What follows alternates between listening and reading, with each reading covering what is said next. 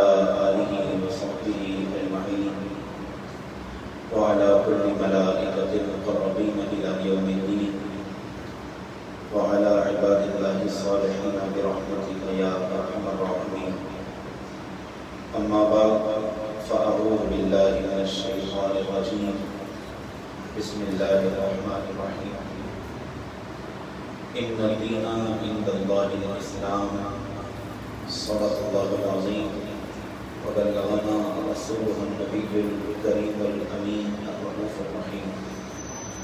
قال الله تبارك وتعالى في شأن حبيبه الكريم: إن الله وملائكته يصلون على النبي يا أيها الذين آمنوا صلوا عليه وسلموا تسليما.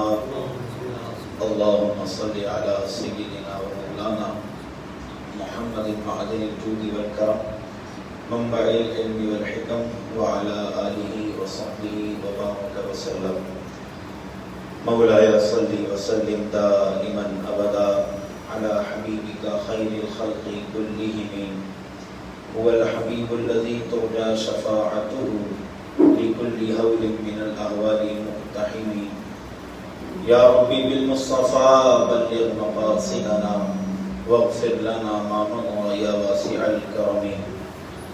اللہ وحدہ لا شریک جل مجدہ الکریم کی حمد و ثنا اور اس کے حبیب مکرم رسول معظم باعث تخلیق کائنات باعث ارض و سما حضور خاتم الانبیاء محمد رسول اللہ صلی اللہ تعالی علیہ وآلہ وسلم کی بارگاہ میں درود و سلام کا نذرانہ پیش کرنے کے بعد ذوی الاحتشام واجب الاحترام معزز و مکرم سامعین و سامعات و ناظرین، السلام علیکم ورحمۃ اللہ وبرکاتہ۔ وعلیکم السلام ورحمۃ اللہ وبرکاتہ۔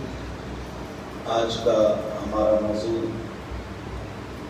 اسلام کی حکمتوں سے متعلق ہے، جس کو ہم نے نام دیا تھا کہ اسلام کو آزما کر تو دیکھو۔ تو یہاں پر آزمانے کا مطلب ہے اسلام پر ذرا چل کر تو دیکھو کہ کتنے فائدے اور ثمرات تمہاری زندگی میں شامل ہو جاتے ہیں۔ سب سے پہلے یہ یاد رکھیے کہ اللہ تبارک و تعالیٰ کا ہم پر یہ بے حد احسان ہے جو اس نے بغیر طلب کے ہمیں عطا فرمایا۔ ہم نے سوال نہیں کیا، ہم نے مانگا نہیں، اور اللہ تبارک و تعالیٰ نے یہ بے مثال و بے نظیر اور انمول نعمت یعنی اسلام کا تحفہ ہمیں عطا فرمایا، اور ہمیں اسلامی گھرانے میں اللہ تبارک و تعالیٰ نے پیدا فرمایا۔ ورنہ دنیا میں ایسے بہت سے لوگ موجود ہیں کہ جو حق کی تلاش میں رہتے ہیں، ان کی زندگیاں گزر جاتی ہیں کہ حق کیا ہے، یا تو ان کی پیدائش یا ان کی ولادت کسی غیر مسلم گھرانے میں ہو جاتی ہے، یا بد مذہبوں کے گھرانے میں ہو جاتی ہے، یا ایسے علاقوں میں وہ پیدا ہو جاتے ہیں کہ خود اپنے دین جو ان کا مذہب ہے آبا اور اجداد کی طرف سے ملا ہوا، وہ اس پر سیٹسفائی نہیں ہوتے، مطمئن نہیں ہوتے۔ اب وہ حق کے راستے کی تلاش میں ایک طویل سفر کرتے ہیں، جس میں ان کی زندگی کے 35 سال 30 سال 25 سال یا جب ان کا مقرر ہوتا ہے اتنے عرصے بعد ان کو اسلام کا صحیح راستہ مل جاتا ہے۔ لیکن ہمیں یہ ساری محنتیں نہیں کرنا پڑی۔ یہ حق کی تلاش کی جو تاریخ ہے یہ حضرت سلمان فارسی سے چلتی آ رہی ہے۔ انہوں نے ایک مذہب یہود کو دیکھا، ایک مذہب نصرانیت کو دیکھا، اور ایک مذہب اسلام کو دیکھا، اور اپنی زندگی کا ایک طویل عرصہ حق کی تلاش میں انہوں نے گزار دیا۔ اور جب ان سے پوچھا گیا اے سلمان تمہارا نام کیا ہے، تو کہتے ہیں کہ میرا نام سلمان بن اسلام ہے۔ میرا نام سلمان بن اسلام ہے، مطلب مجھے درست دین اور مجھے میری حیثیت بتانے والا دین جو ہے اور حق کی تلاش میں جو نکلا تھا اور جو صحیح راستہ مجھے ملا وہ اسلام کا راستہ ہے، تو میرا نام سلمان بن اسلام ہے۔ تو یہ تاریخ تو چلتی آ رہی ہے اور قیامت تک یہ چلتا رہے گا۔ بہت سارے لوگ منصف مزاج ہوتے ہیں اور جو ہے وہ تلاش میں ہوتے ہیں، حق کی تلاش میں ہوتے ہیں۔ بعض یہ ہیں جو پاکستان میں ہی پیدا ہوئے، بعض وہ ہوتے ہیں کہ جو دوسرے ممالک میں پیدا ہوتے ہیں، اور وہ مطمئن نہیں ہوتے اپنے آبا اور اجداد کے دین کی وجہ سے، تو وہ صحیح راستے کی تلاش میں رہتے ہیں۔ اس کی وجہ سے ان کی زندگی کے 35 سال ضائع ہو جاتے ہیں، 30 سال ضائع ہو جاتے ہیں، کسی کی آدھی سے زیادہ زندگی جو ہے وہ نکل جاتی ہے اور ان کو صحیح راستہ میسر نہیں آتا۔ آخر کے چند ایام ان کو مذہب کے ملتے ہیں، پھر وہ افسوس کر رہے ہوتے ہیں کہ اتنا پاکیزہ مذہب، اس کو تو میں نے اپنا کر ہی نہیں دیکھا، اب میں کتنی زندگی جیوں گا اور اس پر کتنا جو ہے وہ عمل کروں گا اور اس کی حقانیت کا نظارہ میں خود اپنی آنکھوں سے دیکھوں گا۔ لیکن قربان جائیے اللہ تبارک و تعالیٰ کی حکمت اور اللہ تبارک و تعالیٰ کی رحمت پر کہ اس نے ہمیں مسلمان گھرانے میں پیدا کر دیا۔ نہ صرف مسلمان گھرانے میں پیدا کیا بلکہ حضور کی امت میں پیدا کر دیا۔ نہ صرف حضور کی امت میں پیدا کیا بلکہ اس مسلک اور اس جماعت میں پیدا کیا کہ جو حضور کے دین کے ساتھ ایسے جڑی ہوئی ہے کہ جو ذرہ برابر بھی صراط مستقیم سے ہٹی ہوئی نہیں ہے۔ یہی وجہ ہے کہ ہمارے امام احمد رضا خان رحمۃ اللہ علیہ نے اہدنا الصراط المستقیم کا ترجمہ یہ نہیں کیا کہ ہمیں سیدھے راستے پر چلا، وہ تو ہم چل ہی رہے ہیں، یا اہدنا الصراط المستقیم کا ترجمہ یہ نہیں کیا کہ ہمیں سیدھا راستہ دکھا، بلکہ ترجمہ کیا ہے کہ ہمیں سیدھے راستے پر چلا۔ مطلب کیا ہے کہ ہم سیدھا راستہ دیکھ چکے ہیں اور اسی پر استقامت عطا فرما۔ تو بہت سارے مذاہب ہیں، دیوبندی مذہب بھی یہاں پایا جاتا ہے، اہل حدیث مذہب بھی یہاں پایا جاتا ہے، شیعہ مذہب بھی یہاں پایا جاتا ہے، اور بدھسٹ جو ہے یہاں پر پائے جاتے ہیں، اور اسلامی کئی فرقے یہاں پر پائے جاتے ہیں۔ لیکن آپ سب کو دیکھیں گے کہیں نہ کہیں جا کر وہ دل میں یہ ضرور کہتے ہیں کہ یار یہ جو اہل سنت و جماعت کی قوم ہے نا، یہی درست انداز سے اسلام کو فالو کرنے والی قوم ہے۔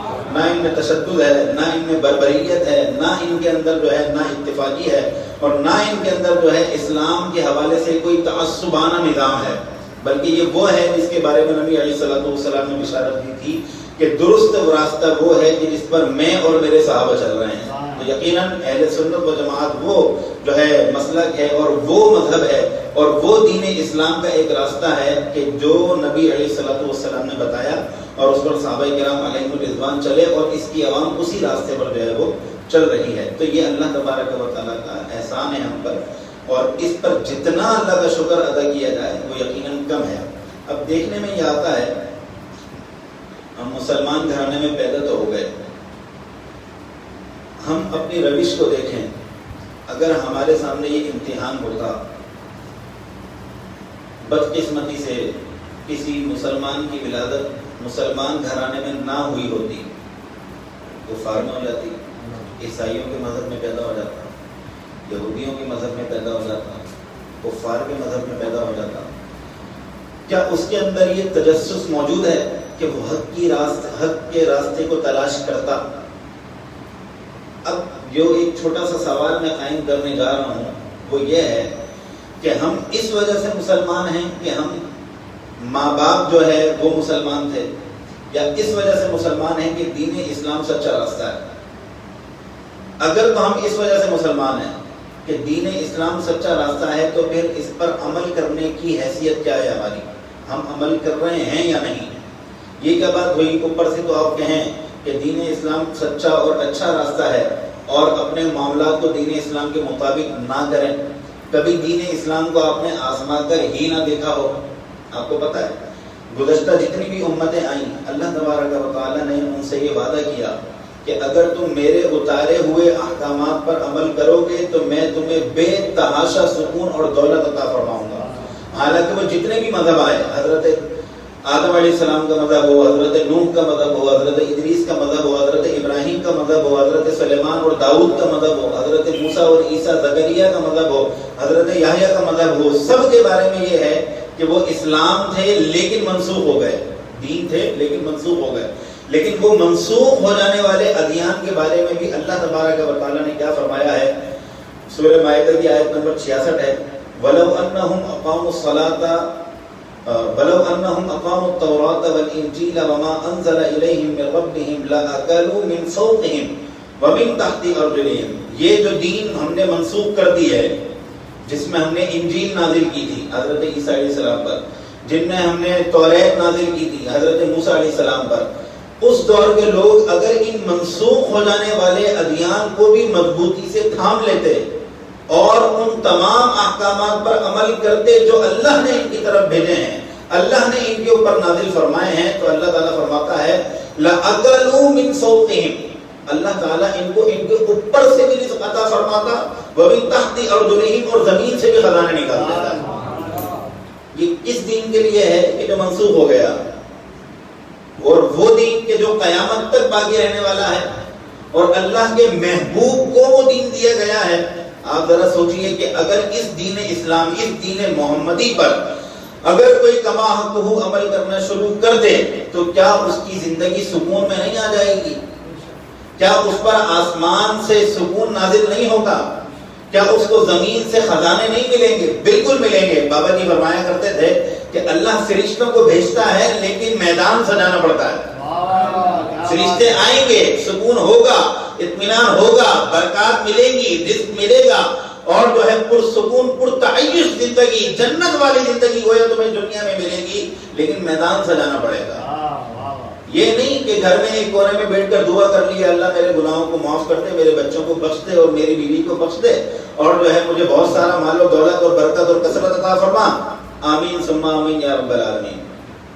صحیح، اچھی بات ہے، دعا کرنی چاہیے، لیکن عملی دین صرف الفاظ نہیں مانگتا، دین آپ کی حرکات مانگتا ہے، دین عمل مانگتا ہے۔ دین بولتا ہے کر کے دکھاؤ، بولنے والے تو بہت ہیں، بلکہ سورہ صف کی آیت ہے 28ویں پارے کی، اللہ نے فرمایا یا ایھا الذین آمنوا لم تقولون ما لا تفعلون، وہ باتیں کرتے کیوں، کہتے کیوں ہو جس پر عمل نہیں کرتے؟ کہنے کا تو بہت کچھ ہوتا ہے لیکن عمل کرنے کے لیے گویا اپنی ہی بات کو آزمانے کے لیے ہم تیار نہیں ہوتے۔ ہم کہتے ہیں کہ دین اسلام حقیقی اور فطرتی دین ہے، لیکن اس کے احکامات کو نہیں اپناتے۔ دین اسلام کے اندر ہر شعبے کے حوالے سے رہنمائی ہے، لیکن اپنی زندگی کے کسی شعبے میں اس کو اپلائی نہیں کیا ہوتا۔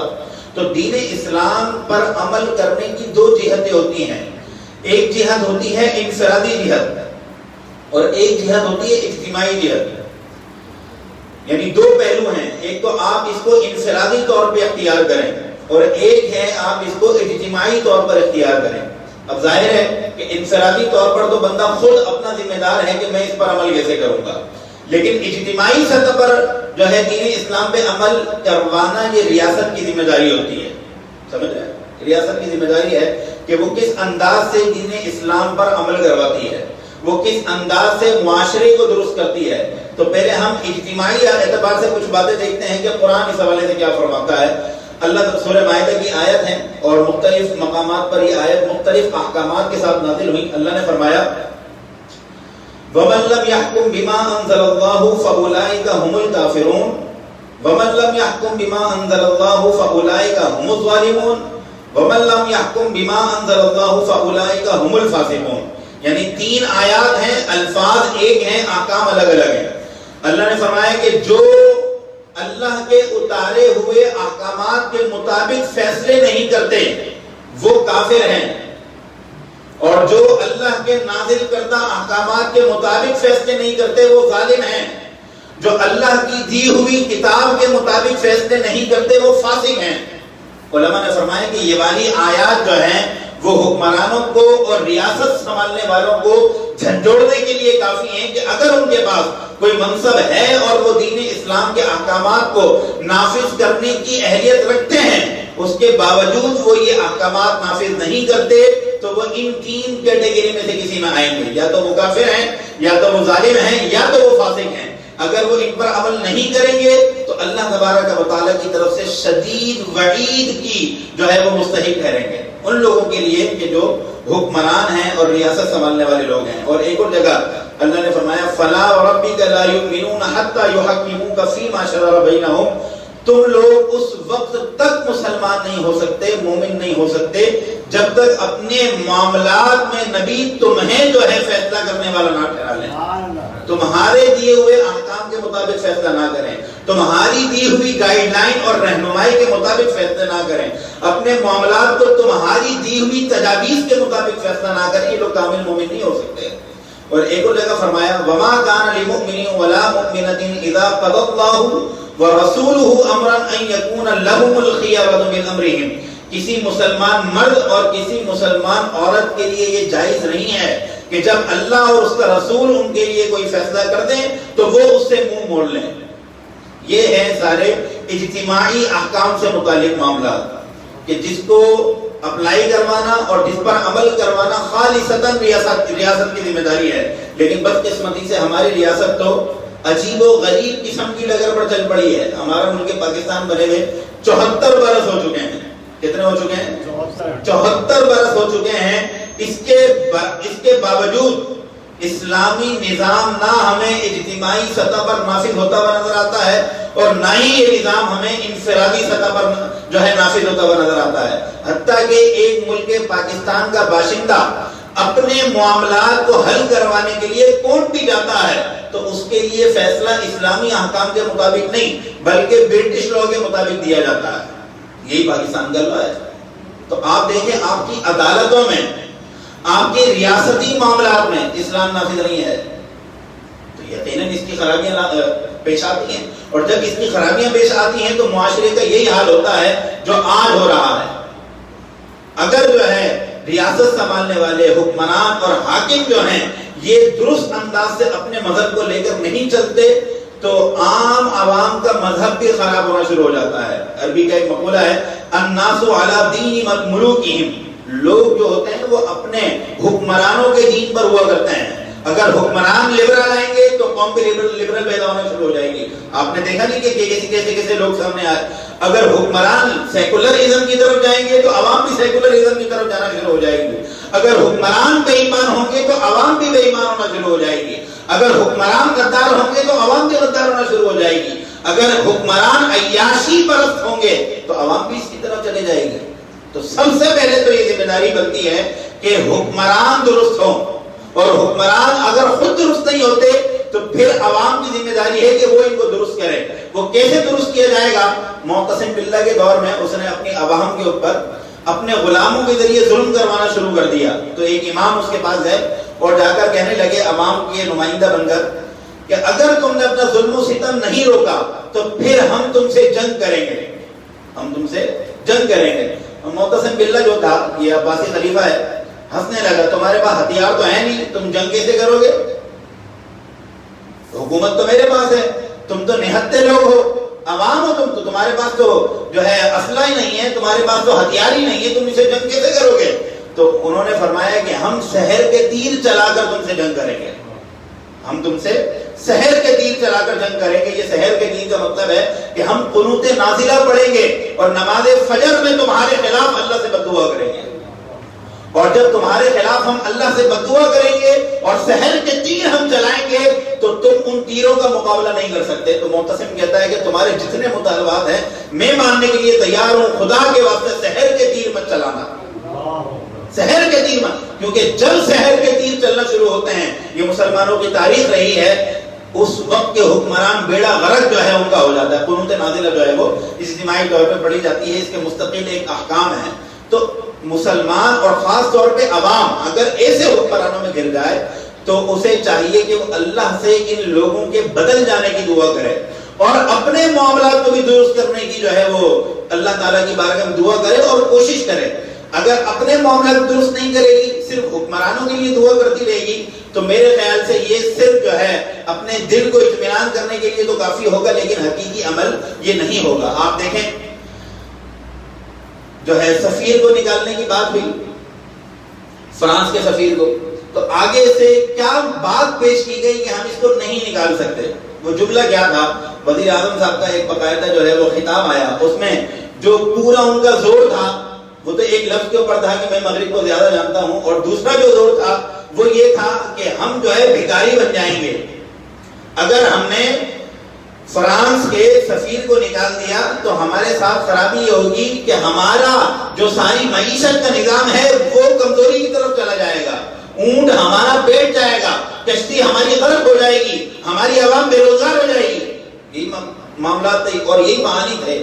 میں کہتا ہوں کہ آپ اپنے آپ کو عاشق رسول کہتے ہیں, یقیناً آپ عاشق رسول ہوں گے, آپ نے کلمہ پڑھا ہے, آپ مسلمان ہیں, آپ عاشق رسول ہوں گے, لیکن عشق رسول کا یہ تقاضا نہیں تھا. قرآن آپ کہتے ہیں کہ میں نے قرآن پورا پڑھا ہے ترجمہ اور تفسیر کے ساتھ, تو تو میں کہتا ہوں کہ آپ نے سورہ توبہ کی آیت نمبر 28 کو بھی پڑھا ہوگا. اگر آپ نے ترجمہ تفسیر کے ساتھ پڑھا ہے، بالکل یہی معاملہ، بالکل یہی معاشرت اور معیشت تباہی کی طرف چلے جائے گی بظاہر. یہ معاملہ نبی علیہ الصلوۃ والسلام کے دور میں بھی پیش آیا.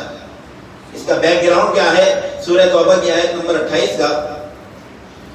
نبی علیہ الصلوۃ والسلام نے حج فرمایا، اور یا نبی علیہ الصلوۃ والسلام پر جو ہے آیت نازل ہوئی، اور حضور علیہ الصلوۃ والسلام کو حکم ہوا یا ایھا الذین آمنوا انما المشرکون نجس فلا يقربوا المسجد الحرام بعد عامهم هذا. اے محبوب، یہ مشرک جو ہیں یہ نجس ہوتے ہیں، یہ مشرک نجس ہوتے ہیں، انہیں مسجد حرام کے قریب بھی مت بھٹکنے دینا، اور اس سال کے بعد یہ ادھر نظر نہ آئیں. اب جب یہ آیت نازل ہوئی تو اس وقت جو ظاہر تربیت کا معاملہ تھا، صحابہ کرام کی تربیت چل رہی تھی، تو ایک خدشہ ظاہر کیا اللہ کے نبی علیہ السلام کی بارگاہ میں، خدشہ ظاہر کیا کہ اللہ کے رسول، اگر ہم مسلمانوں کے علاوہ سب پر پابندی لگا دیں کہ وہ مکے نہیں آ سکتے، مسجد حرام نہیں آ سکتے، تو ہماری تو معیشت بیٹھ جائے گی. ہمارے جو جانوروں کی کھالیں ہیں، وہ تو باہر سے جو لوگ آتے ہیں کعبے کو دیکھنے کے لیے، اور جو ہے مینا کو دیکھنے کے لیے، عرفات میں آتے ہیں، وہاں پہ میلہ لگتا ہے، باقاعدہ پورا بازار ہوتا ہے، وہاں پر آتے ہیں، تو ہماری تو جو چیزیں اور کھجوریں ہم بیچتے ہیں، قالین بناتے ہیں، یا جو ہمارے جانوروں کی کھالیں ہم نے بیچنی ہوتی ہیں، یا جو ہماری جتنی بھی پروڈکٹس ہیں، وہ تو یہ لوگ خریدتے ہیں. یہ لوگ اگر آئیں گے نہیں تو ہم تو معیشت کے اعتبار سے بیٹھ کے رہ جائیں گے. ہمارا مال کون خریدے گا؟ ہماری کھجوریں کون خریدے گا؟ ہمارے بنائے ہوئے قالین کون خریدے گا؟ ہمارے جانوروں کی کھالیں کون خریدے گا؟ ہماری بنائی ہوئی اشیاء اور دیگر پروڈکٹس کون خریدے گا اگر ان لوگوں پر ہم پابندی لگا دیں گے؟ مسلمان تو اتنی بڑی تعداد میں فی الحال نہیں ہے، چند لاکھ مسلمان ہیں، یہ تو ہزاروں لاکھوں بندہ یہاں پر آ رہا ہوتا ہے. اگر ان سب کو آپ مائنس کر دیں گے تو پھر تو ہم تباہ ہو جائیں گے. بظاہر ایسا لگ رہا تھا، معیشت ہماری بیٹھ کے رہ جائے گی، ہمارا جو کاروبار ہے وہ ٹھپ ہو جائے گا. یہ بات انہوں نے خدشے کے طور پر ظاہر کی اللہ کے حکم کے آ جانے کے بعد. اب دیکھیں اللہ نے آگے کیا فرمایا، وَإِنْ خِفْتُمْ عَيْلَةً. اللہ فرماتا ہے کہ مجھے معلوم ہے تمہیں تنگ دستی کا خوف ہوگا. وَإِنْ خِفْتُمْ عَيْلَةً، مجھے معلوم ہے تمہیں تنگ دستی کا، یعنی الفاظ بھی دیکھیں کیا ہے، خفتم تمہیں خوف ہوگا، کس چیز کا؟ عیلتن، تنگ دستی کا، پریشانی کا خوف ہوگا، تمہیں معیشت کے بیٹھ جانے کا خوف ہوگا، اور تنگ دستی کا تمہیں خوف ہوگا. اللہ آگے فرماتا ہے فَسَوْفَ يُغْنِيكُمُ اللَّهُ مِنْ فَضْلِهِ إِنْ شَاءَ إِنَّ اللَّهَ عَلِيمٌ حَكِيمٌ. لیکن اگر تم نے اس پر عمل کر لیا تو اللہ یہ تم سے وعدہ کرتا ہے کہ تمہیں اپنے فضل سے غنی کر دے گا، اور اتنا دے گا جتنا وہ دینا چاہتا ہے. کیوں؟ ان اللہ علیم حکیم، اللہ تعالی علم والا ہے اور بہترین حکمت والا ہے. مجھے بتائیں، یہ جو سفیر کا مطالبہ ہوا اور آگے سے جو بات پیش کی گئی، آج صبح جو ہے میں نے نیوز دیکھی، اس میں باقاعدہ ان کی پوری کابینہ نے کہا کہ ہم سفیر نہیں نکالنے والے. یہ تو سارا جو ہے خارجہ پالیسی سے تعلق رکھتا ہے، قرارداد کے اندر تو یہ باتیں نہیں تھی، ہمیں نہیں پتا قرارداد میں کیا تھا، ہمیں نہیں پتا کہ معاملہ کیا تھا. لیکن آپ کا بیان کرتا عذر جو ہے وہ یہ ہے بنیادی سطح پر کہ ہماری معیشت بیٹھ کے رہ جائے گی. تو جناب قرآن پاک دیکھیں کیا کہہ رہا ہے، معیشت نہیں بیٹھنے والی. آپ یار توکل بھی تو کوئی چیز ہوتی ہے نا، اللہ پر بھروسہ بھی تو کوئی چیز ہوتی ہے. ان لوگوں نے، ان حضرات نے یہی تو پیش کیا تھا، ہماری معیشت بیٹھ کے رہ جائے گی. اللہ نے کیا کہا، وَإِن خِفْتُمْ عَيْلَةً، ہاں تمہیں خوف ہوگا لیکن یغنیکم اللہ، اللہ غنی کر دے گا. جب یہ آیت نازل ہوئی تو مفسرین لکھتے ہیں، اور صدر الفاضل علیہ رحمٰن نے بھی خزائن الفہم میں اس آیت کے تحت لکھا ہے کہ ان لوگوں نے بلا چون چرا اس حکم کو مانا اور آئندہ سال کسی کافر کو مسجد حرام کے قریب نہ آنے دیا. اللہ نے اتنے خزانے اتارے، اتنی بارشیں ہوئی کہ اس سے پہلے عرب کی تاریخ میں نہ اتنی جو ہے فصل لگی نہ اتنی برکت ہوئی.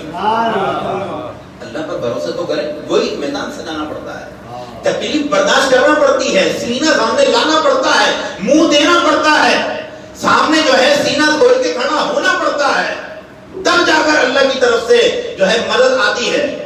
خالد بن ولید کو نہیں دیکھا تھا، 60 افراد تھے. کتنے؟ 60 افراد نے 6000 سے اکیلے مقابلہ کیا اور نیست و نابود کر کے رکھ دیا ان کو. آپ کیا سمجھتے ہیں 60 افراد 6000 یعنی پر بندہ کتنا ہوا 1100 بندہ یعنی ایک شخص 100 افراد کو سنبھال رہا ہے. کیسے سنبھال رہا ہے؟ اگر آپ اس کو فزیکلی دیکھیں عقل میں آنے والی بات نہیں ہے, بالکل بھی عقل میں نہیں آ رہی, لیکن اللہ تبارک و تعالیٰ نے ملائکہ کو بھیجا, اللہ تعالیٰ نے حفاظت فرمائی. ایک بندہ یعنی سمجھ نہیں آتی بات کہ ایک شخص کہ جس کے ہاتھ میں تلوار ہے اور 100 افراد اس کے ارد گرد ہیں, ان کے بعد نیزے بھی ہیں, بھالے بھی ہیں, تیر بھی ہیں, تلواریں بھی ہیں, پھر بھی وہ 100 بندوں پر اکیلا بھاری پڑ جاتا ہے. کیسے ممکن ہے؟ ہم اس کو امیجن نہیں کر سکتے, لیکن اتنا ضرور ہے کہ وہ تو طاقت اللہ کی دی ہوئی طاقت تھی. وہ انہوں نے اللہ پر بھروسہ کیا تھا, وہ انہوں نے اللہ پر توکل کیا تھا. 60 افراد نے 6000 سے اکیلے مقابلہ کیا اور ان کو بھاگنے پر مجبور کر دیا.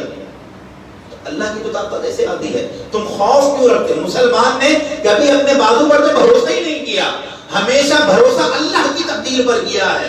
اللہ جو مقدر فرمائے گا وہ حقیقت ہے, اللہ جو چاہتا ہے وہی درست ہے. اللہ چاہے گا ہمیں فتح ملے, ہمیں فتح ملے گی. اللہ چاہے گا ہمیں فتح نہ ملے, ہمیں فتح نہیں ملے گی. ہم تو یہاں نہ فتح حاصل کرنے آئے ہیں, نہ ہم یہاں پر ہارنے آئے ہیں, ہم تو شہید ہونے آئے ہیں. فتح اللہ کی ہوتی ہے, تب تو ہم کریں گے.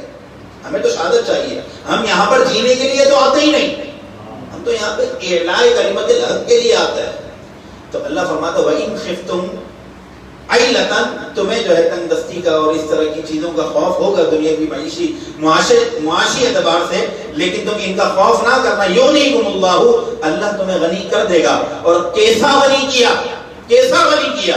آپ دیکھیں تیل وہاں ہے, طرح طرح کی فصلیں وہاں ہیں, کھجوریں وہاں کی کیسی ہیں, اور اللہ تعالیٰ نے کیسا جو ہے اس جگہ کو لوگوں کی توجہ کا مرکز بنا دیا ہے, کیسا توجہ کا مرکز بنا دیا ہے ایک عمل کی وجہ سے.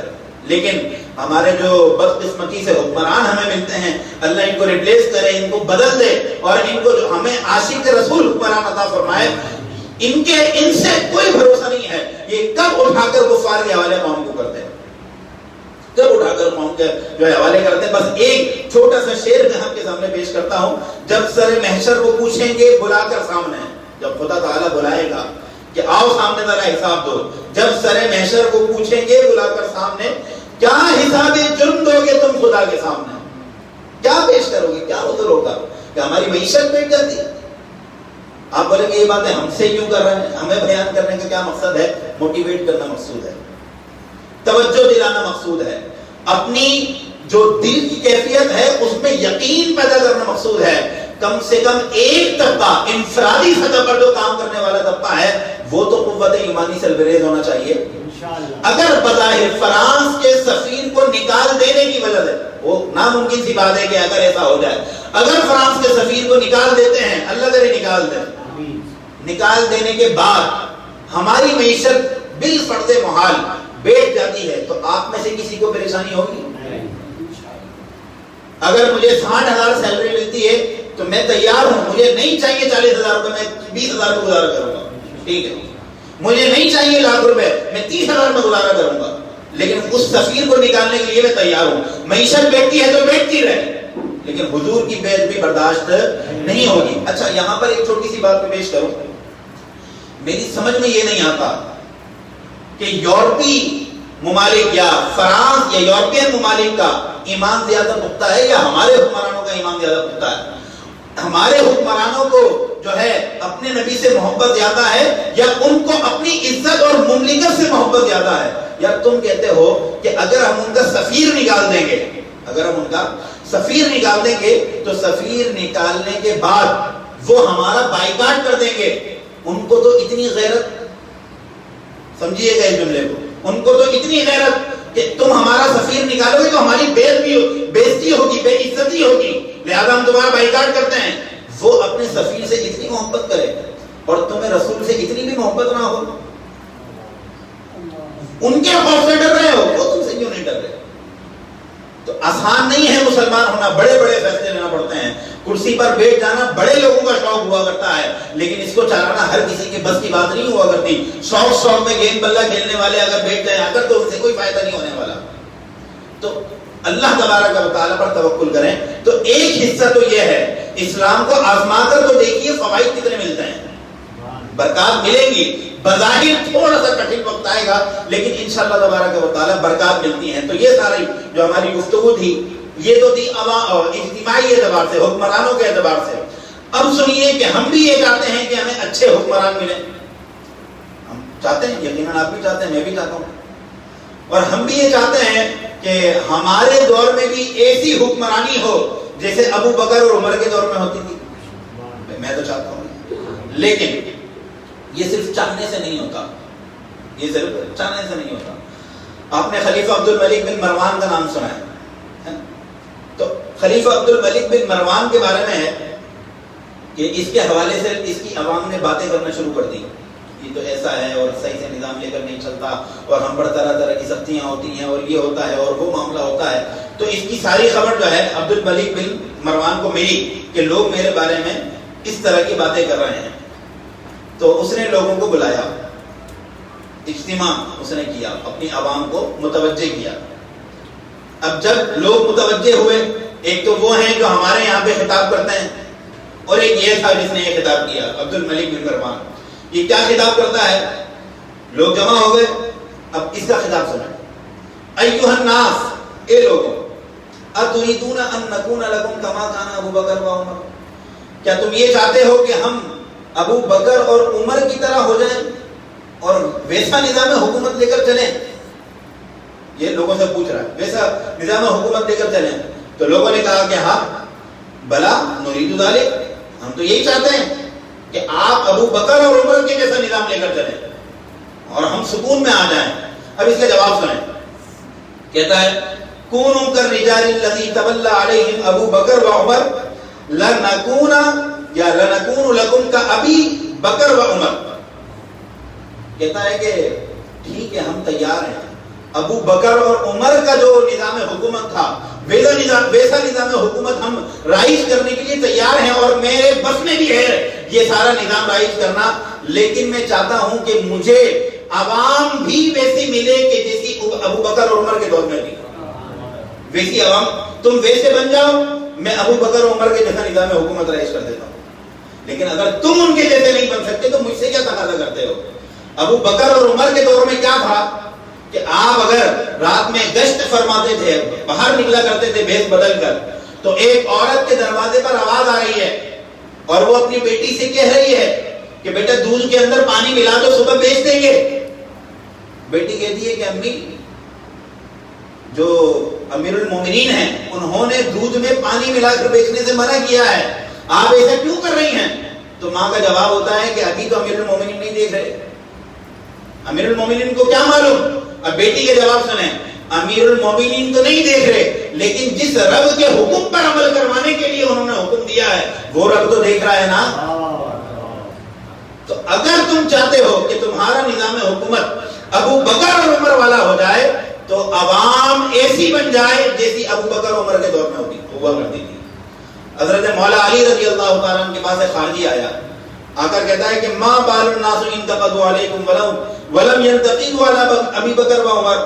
کیا معاملہ ہے کہ لوگ آپ پر بڑی تنقید کرتے ہیں؟ خارجی تھا، حضرت علی کو کہتا ہے لوگ آپ پر بڑی تنقید کرتے ہیں، ابو بکر اور عمر پر تو تنقید نہیں کرتے تھے، آپ پر کرتے ہیں، اس کی کیا وجہ ہے؟ تو حضرت علی فرماتے ہیں لأن رجال ابی بکر و عمر انا و امثالی ورجالی انت و امثالو. ابو بکر اور عمر کے دور میں مجھ جیسے لوگ تھے اور میرے دور میں تجھ جیسے کمینے لوگ ہیں. تو اگر درست ہونا چاہتے ہیں تو خدا کی قسم عوام ویسی بن جائے سب درست ہو جاتا ہے. عوام کے جیسے کرتوت ہوں گے، جیسے معاملات ہوں گے، ویسے ہی حکمران اس کے اوپر آنا شروع ہو جائیں گے. یہ دین اسلام ہے، اس میں پورا اترنا پڑے گا، اس کو پورا سمجھنا پڑے گا.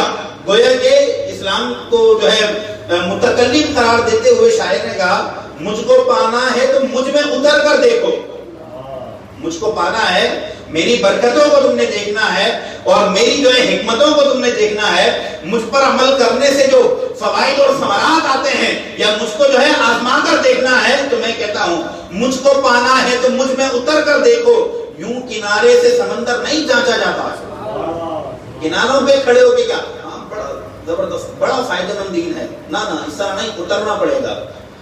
اسلام کہتا ہے کہ اپنا جو کاروبار ہے وہ اسلامی احکام کے مطابق کرو، تو ذرا کر کے تو دیکھو، ایک مرتبہ آزما کر تو دیکھو، چند سالوں کے لیے مکمل 100% اسلامی نظام کو آپ رائج کرو اپنی زندگی میں، آپ دیکھو کیا ہوتا ہے۔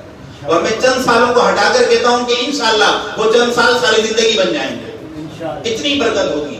ارے جب منسوخ ہو جانے والے ادیان کے بارے میں اللہ نے کہا تھا اگر یہ ہمارے دیے ہوئے احکام پر عمل کرنا شروع کر دیں تو ہم انہیں آسمان سے بھی خزانے دیں گے، زمین سے بھی خزانے دیں گے، اتنا مال ان کو ملے گا، اتنی دولت ان کو ملے گی، اتنی عزت ان کو ملے گی، اتنا اطمینان ان کو ملے گا۔ لیکن قوم بجائے اس کے کہ اس پر عمل کرتی، بلکہ دین اسلام کو بعض کلمہ پڑھنے والے یا تو تقیہ نوسی دین کہنا شروع کر دیتے ہیں معاذ اللہ، یا پھر یہ کہنا شروع کر دیتے ہیں بھائی دین کا نظام بڑا مشکل ہے، اس میں تو بڑی سخت سخت سزائیں ہیں۔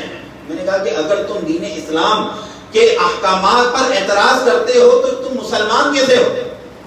ہم تمہیں حکمتیں بتانے کے لیے تیار ہیں، چند احکامات کی حکمتیں میں بھی بیان کرتا ہوں، لیکن بڑا افسوس یہ ہے ان لوگوں کے لیے کہ جو دین کے نظام کو یا تو مشکل کہتے ہیں یا جو ہے جو اس کی سزائیں ہیں یا معاشرے کو درست کرنے والے جو احکامات ہیں ان کو کہتے ہیں کہ یہ بڑی سخت ہیں یا یہ جو ہے بڑی ظالمانہ ہیں۔ تو افسوس سے کہنا پڑتا ہے کہ یہ بات اگر ہمیں کوئی انگریز یا کوئی گورا یا کوئی کافر کہہ رہا ہوتا تو ہمیں تکلیف نہ ہوتی، ہم اس کو اس کی زبان میں جواب دیتے۔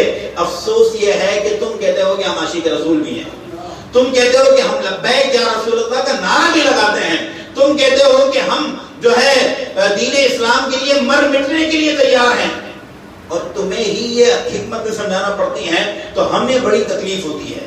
غیر کو سمجھانا آسان ہوتا ہے لیکن اپنا ہی بھائی بگڑ جائے تو اس کو سمجھانا بڑا مشکل ہوتا ہے، بڑی تکلیف ہوتی ہے، بڑا جو ہے دشواری ہو رہی ہوتی ہے کہ یار اس کو بھی یہ بات سمجھانا پڑ رہی ہے۔ تو دوستوں دین اسلام ایک فطری دین ہے، قیامت تک کے آنے والے تمام معاملات کا حل دین اسلام اور ہماری کتاب میں موجود ہے، لیکن اس کو پڑھ کر دیکھیں، اس کو اپنا کر دیکھیں، اس کو اختیار کر کے دیکھیں، اس کو آزما کر دیکھیں، اسلام پر چل کر دیکھیں، اس کے مطابق فیصلے کر کر دیکھیں، نہ آپ کی زندگیوں میں تبدیلی آ جائے پھر کہیے گا۔ میں چند حکمتیں آپ کو بتاتا ہوں۔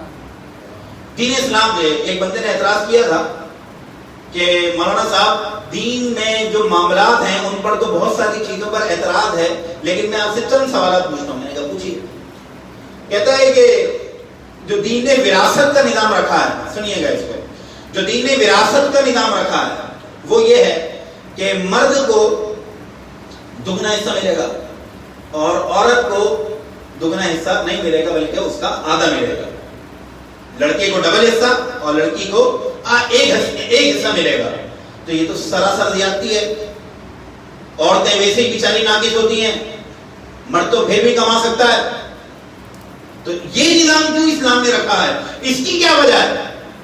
میں نے کہا بس آپ کی اپروچ اتنی ہی تھی کہ عورت کمزور ہے اور مرد کما سکتا ہے، دونوں کے اخراجات کو نہیں دیکھا۔ حکمتیں بہت ہیں اس میں، لیکن صرف ایک چیز بیان کرتا ہوں، عورت کو اپنی زندگی گزارنے کے لیے کرنا کیا ہے پہلے تو یہ بتائیں۔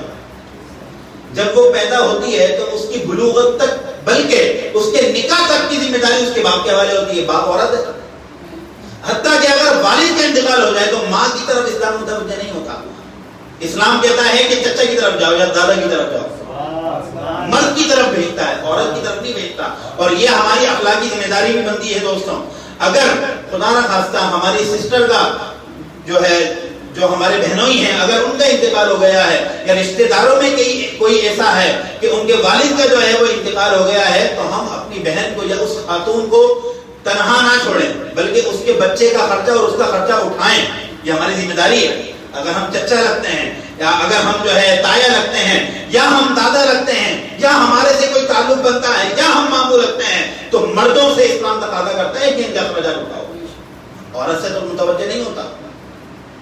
اچھا، پھر عورت کی جب شادی ہو جاتی ہے تو نام نسخے کی ذمہ داری اور رہنے کی ذمہ داری کس کے حوالے کرتا ہے؟ جی شوہر کے حوالے کرتا ہے۔ کیا عورت کو یہ کہا جاتا ہے، کبھی کسی شوہر نے یہ کہا کہ تم نے اے سی چلایا ہوا ہے، اس مہینے اے سی کا بل تم نے دینا ہے؟ آپ کمال دیکھیں، اس کو خرچہ بھی شوہر اپنی جیب سے دیتا ہے، اس کے باوجود اسے یہ چیزیں نہیں مانگتا۔ کیوں؟ دین اسلام نے یہی کہا ہے کہ تمام تر رہنے کی ذمہ داری، اور ایسے رہنے کی ذمہ داری جیسے وہ اپنے ماں باپ کے گھر میں رہتی تھی، اسی طرح رکھنا ہے جیسے وہ اپنے ماں باپ کے گھر میں رہتی تھی. اس سے اوپر تو جا سکتے ہو، نیچے آنے کی اجازت نہیں ہے. اوپر جانے کی اور سہولتیں دے سکتے ہو تو سہولتیں دو، لیکن نیچے نہیں آؤ گے. سمجھ رہے؟ اچھا، عورت کے شوہر کا انتقال ہو گیا تو شوہر کی وراثت عورت کو ملتی ہے نہیں؟ ملتی ہے. اچھا، عورت اگر بیمار ہو جاتی ہے اس کا خرچہ کون اٹھائے گا؟ شوہر اٹھائے گا. اچھا، پھر عورت کو مہر بھی ملتا ہے. اگر صرف اس مہر کو ہی دیکھ لیا جائے تو یہ ایک حصہ جو والدین کی طرف سے ملا اور دوسرا حصہ اس کو مہر کی صورت میں مل جاتا ہے، اور مدے کی بات خرچہ کچھ نہیں ہے. تو دین اسلام نے سارے احکامات کی ذمہ داری تو مرد کے حوالے کر دی ہے. بھانجوں کو بھی یہ پالے گا، بھتیجوں کو بھی یہ پالے گا. اگر والد مر گیا ہے، اس کا انتقال ہو گیا ہے، بچے یتیم ہو گئے، اگر یہ دادا بن گئے ہیں تو پوتوں کی ذمہ داری دیکھے گا. اگر ان کی اولاد نہیں ہے، اگر جو ہے اس کی اولاد کا انتقال ہو گیا ہے، یعنی بچوں کے باپ کا انتقال ہو گیا ہے، اور دیگر جو معاملات ہیں، لین دین کے معاملات ہیں، فرمایا سارے معاشرتی تقاضے بھی مرد پورے کرے، معاشی تقاضے بھی مرد پورے کرے. یہ تو ہم نے عورت کو، مرد کو 2 حصے بھی کم دیے ہیں، اس کو تو 4 دینے چاہیے تھے. اتنے بچے ہیں اس کے. یہ سارا نظام کون دیکھتا ہے؟ مردوں کے حوالے ہوتا ہے. میں بے شرم مردوں کی بات نہیں کر رہا، میں ان لوگوں کی بات کر رہا ہوں کہ جو سلیم الفطرت ہیں، سلیم الفطرت رہ کر زندگی گزارتے ہیں، دین کو سمجھتے ہیں، جن کے دل میں دھڑکنے والے دل کے اندر احساس ہے، احساس رکھتے ہیں، سمجھدار ہیں اور تعلیمات اسلامیہ کو سمجھتے ہیں. تو ان کے لیے تو دین سارے ہی تقاضے کرتا ہے. تو سمجھ آتا ہے کہ دین کا یہ دیا ہوا حکم بالکل درست ہے کہ عورت کو ایک ہی حصہ ملے اور مرد کو ڈبل ملے، کیونکہ اس کے اخراجات بہت زیادہ ہیں. عورت کو تو مہر کی صورت میں بھی مل جائے گا، نان نفقے سکنے کی صورت میں بھی مل جائے گا، اور کوئی مینٹیننس کا اس کا خرچہ نہیں ہے. یہ سب مرد اٹھا رہا ہے، تو مرد کو یقیناً ڈبل حصہ ملنا چاہیے. اسلام کا یہ پہلا سرسری حکم ہے. یہ ایک حکمت بیان کی ہے، علماء نے اس کی 10 حکمتیں بیان کی ہیں کہ اور کیا وجوہات ہیں مرد کو ڈبل حصہ دینے. آگے چلیے. ایک بندے نے کہا، یہ تو عبد المصطفیٰ آدمی صاحب نے بھی لکھا ہے کہ ایک یہودی نے اعتراض کیا تھا، تمہارا دین تو بڑا عجیب ہے. اچھا جی، کیا عجیب ہے اس کے اندر؟ تمہارا دین یہ کہتا ہے کہ اگر کوئی شخص کسی کا ہاتھ ظلمن کاٹ دے، ظلمن ہاتھ کاٹ دے، یا کوئی عضو جو ہے اس کا ضائع کر دے، تو اسے سینکڑوں اشرفیاں دینا پڑیں گی، جو ابھی کے 7-8 لاکھ سے اوپر کا اماؤنٹ بنتا ہے. سینکڑوں اشرفیاں دینا پڑیں گی اگر ظلمن کاٹ دیتا ہے. اور اگر کوئی شخص 10 درہم کے جتنی یعنی 6-7 ہزار روپے کی چیز اگر چوری کر لیتا ہے، کم و بیش 10 درہم کی جتنی، تو اس کے بدلے میں ہاتھ کاٹ دیا جائے گا. یہ کیسا حکم ہے؟ کہیں پر تو ہاتھ کاٹنے کے بدلے میں لاکھوں روپے مانگے جا رہے ہیں، قصاص کے طور پہ، دیت کے طور پہ لاکھوں روپے دے گا ہاتھ کاٹنے کے، اور کہیں پر صرف 7-8 ہزار کی چیز چرانے کے بدلے میں ہاتھ کاٹنے کا حکم دے رہا ہے. یہ کیا جو ہے نظام ہوا؟ اعتراض سمجھ آیا اس کا؟ اب اس کی حکمت سنیں. اس کی حکمت کیا ہے؟ اسلام کہتا ہے کہ انسان کے تمام اعضاء مکرم ہیں، محترم ہیں. تمام اعضاء کیا ہیں؟ مکرم ہیں، قابل احترام ہیں. لہذا اگر کوئی محترم ہاتھ کسی کا ظلمن کاٹ دیتا ہے تو اس کے لیے یہ حکم ہے،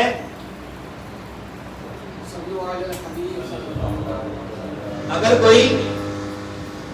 کوئی ظلمن کسی کا ہاتھ کاٹ دیتا ہے بغیر کسی وجہ کے، تو اس نے ایک محترم عضو ضائع کروا دیا، محترم عضو ضائع کروا دیا، اور اس کو اس نے محتاج بنا دیا، اپاہج بنا دیا.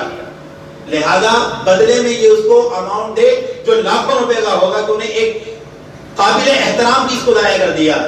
اور وہ شخص جس نے چوری کی، تو اس نے اپنے اس ہاتھ کے ذریعے چوری کرنے کے بعد اس کے احترام کو ختم کر دیا. جب اس کے احترام کو ختم کر دیا تو اب اس کی اوقات 10 درہم جتنی بھی نہیں رہ گئی. یہ تو ہماری مہربانی ہے کہ ہم ایک اماؤنٹ رکھتے ہیں کہ 7-8 ہزار یا 10 درہم جتنی چوری کرے تو ہاتھ کاٹا جائے گا. ورنہ جو اس نے حرکت کی ہے بدلے میں تو اس کو روپیہ نہ دیا جائے، چاہے 1 روپے کی چیز بھی چرائے تو اس کا ہاتھ کاٹ دیا جائے. یہ ہے دین اسلام کے احکامات کی حکمت. اگر آپ رجم کی طرف چلے جاتے ہیں اور دیگر احکامات کی طرف چلے جاتے ہیں، یقین کیجئے اتنی حکمتیں ہیں احکامات کی جو بظاہر عام طور پہ عقل میں نہیں آ رہی ہوتی، لیکن جب اس کی گہرائی میں جاتے ہیں تو باتیں سمجھ میں آنا شروع ہوتی ہے. واہ میرے مولا کیا دین ہمیں عطا فرمایا ہے. تو یہ اللہ کا شکر ادا کرنے کا مقام ہے کہ اس نے ہمیں مسلمان گھرانے میں پیدا کیا اور ہمارے دل میں یہ احساس پیدا کیا کہ تم جو ہے مسلمان ہو اور اس پر عمل کر کے دیکھو. تو میں پھر کہوں گا اپنی زندگی میں ذرا اسلام کو نافذ کر کے دیکھیں، نہ آپ کو برکات ملے آپ پھر کہیے گا. آج دنیا میں 56 یا 57 ممالک ہیں اسلامی، لیکن کما حق کو نظام اسلام کہیں پر بھی نافذ نہیں ہے. ہاں چند احکامات جو ہے وہ نافذ کیے گئے ہیں، جیسے سعودی عرب کے اندر ہاتھ کاٹنے ہی کی جو ہے وہ سزا دی جاتی ہے. اگر کوئی چوری کر لے گا تو اس کا ہاتھ کاٹ دیا جائے گا. اب مجھے آپ بتائیں، کبھی آپ عمرے یا حج کے لیے یا ویسے ٹور پر گئے ہوں، آپ نے ہاتھ کٹے لوگوں کی ٹولیاں دیکھی ہیں؟ یا کتنے آپ نے ہاتھ کٹے ہوئے لوگ دیکھے ہیں؟ نہیں دیکھے ہوں گے. کیوں؟ کیونکہ وہاں پر کوئی چوری نہیں کر رہا ہوتا، کیونکہ اس کو پتہ ہے چوری کروں ہاتھ کاٹ دیا جائے گا. تو آپ کو ہاتھ کٹے لوگوں کی ٹولیاں نہیں ملیں گی، یعنی ٹنٹے لوگوں کی، عربی میں ہاتھ کٹے کو ٹنٹا کہا جاتا ہے، ٹنٹے لوگوں کی ٹولیاں نہیں ہوں گی وہاں پر. کیوں؟ وہاں پہ کوئی چوری نہیں کرتا. اچھا اس سے زیادہ مزے کی بات میں آپ کو بتاؤں، وہاں پہ نماز کا وقت ہوگا یا رات کا وقت ہوگا، اگر وہ سنار کی دکان بھی ہے، اگر وہ سنار کی دکان بھی ہے تو وہ ایک پردہ لٹکا کر نماز پڑھنے کے لیے چلا جائے گا، تالا لگانے کی ضرورت نہیں ہے. کیوں؟ اسے پتا ہے کہ چوری کرنے کی جو سزا اسلام کی یہاں پر نافذ ہے نا، تو اس کا خوف اور دہشت اتنی ہے کہ کوئی بندہ چوری نہیں کرے گا، ایک سوئی بھی آگے پیچھے نہیں ہوگی. آپ مجھے بتائیں یہ معمولی سا حکم نافذ کیا ہے، کتنا امن ہو گیا ان کے معاشرے کے اندر اس اعتبار سے. اور ہمارے یہاں پر بندہ لٹا، تھوڑا سا آگے جائے گا دوسرا ڈاکو مل جائے گا، تھوڑا سا اور آگے جائے گا اس کو دوسرا ڈاکو مل جائے گا. یہ میرے ساتھ ہوا تھا ایک دفعہ، رات میں اکیڈمی سے آ رہا پڑھا کر، تو مجھے جامع کلاس پر 2 ڈاکو نے روک لیا، میرا سامان وغیرہ لے لیا. رات کو 12:30 بجے کا ٹائم تھا، میں اکیڈمی سے آ رہا تھا. اب تھوڑا اور آگے آیا، نمائش کراس کے دوبارہ کسی نے روک لیا. ابھی لوٹ کے آیا اور کچھ بھی نہیں ہے میرے پاس. بولا چلو مولانا صاحب جاؤ. تو یہ ہمارے یہاں کا نظام ہے. اگر جو ہے یہ نظام درست کر دیا جائے، اسلامی احکامات نافذ کر دیے جائیں، تو مجھے بتائیں خدا کی قسم برکات ملنی ہے. اللہ تبارک و تعالی عمل کی توفیق عطا فرمائے. وما علیہ الا البلاغ.